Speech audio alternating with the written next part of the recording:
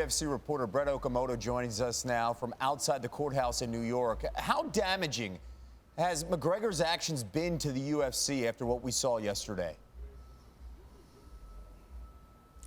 You know, I'll be honest, I don't think the actions are that damaging to the UFC itself. There was a day years ago where the UFC was trying to, legitimize itself in the eyes of mainstream media, get the mainstream sponsorships. I think that day has come and gone. I don't think this sets back the promotion a whole lot. I think it probably takes a couple years off of Dana White's life because he had to scramble to make some new fights today after what happened yesterday.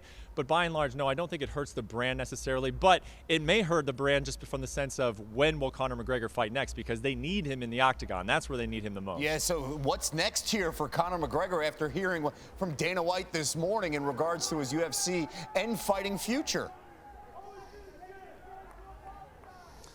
Well, look, he left the courthouse today a free man. He's going to head back to Ireland. He needs to come back to New York for a court date in June. We have to see exactly, obviously, what happens with this case. I think that Conor McGregor will be back just depending on his outside of the cage behavior. When he walked out of this courthouse, did you see those photos of him? He looks like he's in shape. He looks like he could fight tomorrow. This guy, I know he's competitive. I know he still has all the skills, but can he stay out of trouble? This is 2 incidents now in the last 5 months that he's been in a little bit of trouble. He needs to stay out of that and get back in the octagon. Brett, through the years, you've covered some crazy stories involving the UFC. Where does the last 24 hours rank?